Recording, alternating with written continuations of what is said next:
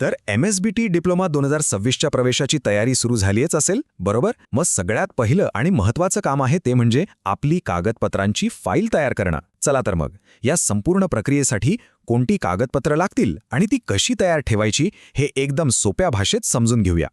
हो, डिप्लोमा म्हणजे आपल्या करिअरच्या दिशेने एक खूप महत्त्वाचं पाऊल आहे आणि कुठल्याही मोठ्या प्रवासाची सुरुवात अर्थातच एका चांगल्या आणि पक्क्या तयारीनेच होते.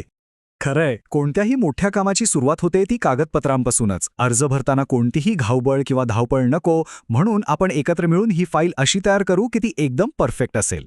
चला, सगळ्यात आधी त्या कागदपत्रांबद्दल बोलूया जी प्रत्येकाला म्हणजे अगदी प्रत्येकालाच लागणार आहेत, मग प्रवर्ग कोणताही असो. ही आहेत आपल्या अर्जाची बेसिक कागदपत्र. ही 2 कागदपत्र म्हणजे आपल्या प्रवेशाचा पाया आहे असं समजा. आपली 10वीची मार्कशीट आणि शाळा सोडल्याचा दाखला म्हणजेच लिव्हिंग सर्टिफिकेट. ह्या 2 गोष्टींशिवाय आपण एक पाऊलही पुढे टाकू शकत नाही. बरं, आता पुढे बघूया ओळख आणि रहिवासाचा पुरावा.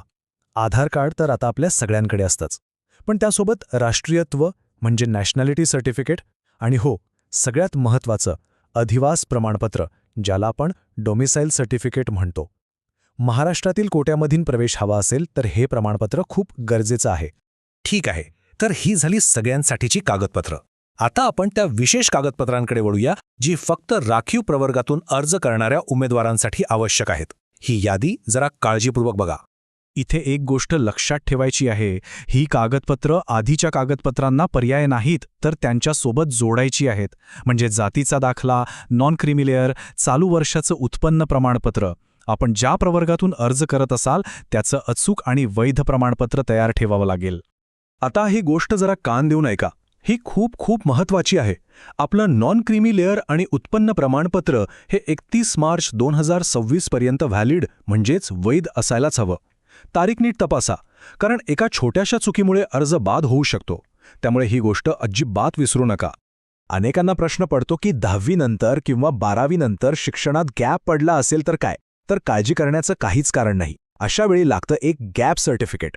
सोप्या भाषेत सांगायचं तर हे स्टॅम्प पेपरवर एक प्रतिज्ञापत्र असतं की या गॅपच्या काळात आपण इतर कुठेही शिक्षण घेतलेलं नाही. हे बनवून ठेवणं खूप महत्त्वाचं आहे.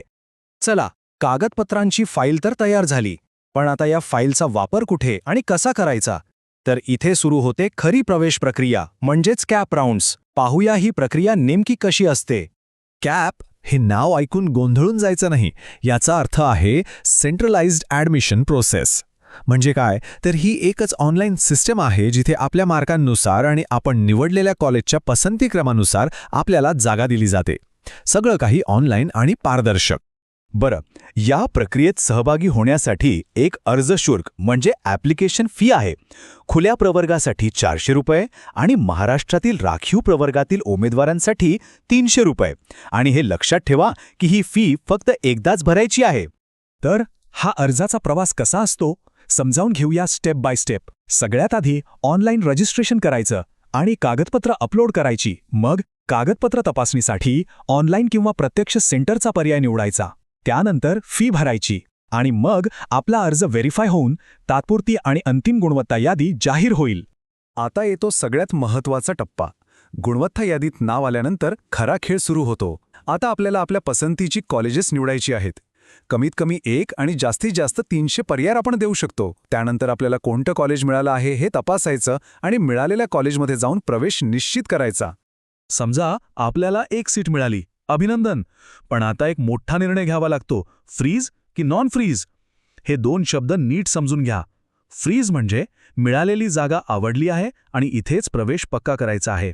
आणि नॉन फ्रीज म्हणजे जागा तर स्वीकारली आहे पण पुढच्या राऊंडमध्ये यापेक्षा चांगला पर्याय मिळतोय का हे बघायची इच्छा आहे. हा निर्णय खूप विचारपूर्वक घ्यावा लागतो.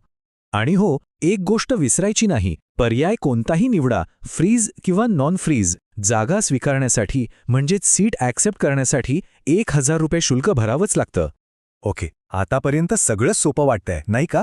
पण थांबा, काही नियम असे आहेत जे अनेकदा आपल्या वाचनातून सुटतात, पण ते माहीत असणं अत्यंत गरजेचं आहे. चला ते पाहूया. लक्ष द्या, यावर्षी एकूण 4 कॅप फेऱ्या होणार आहेत. आणि एक मोठा नियम आहे, तो म्हणजे ऑटो फ्रीज. याचा अर्थ जर दुसऱ्या राऊंडमध्ये आपल्या पहिल्या 3 पसंतींपैकी किंवा तिसऱ्या राऊंडमध्ये पहिल्या 6 पसंतींपैकी एखादं कॉलेज मिळालं तर आपला प्रवेश तिथेच आपोआप निश्चित होईल.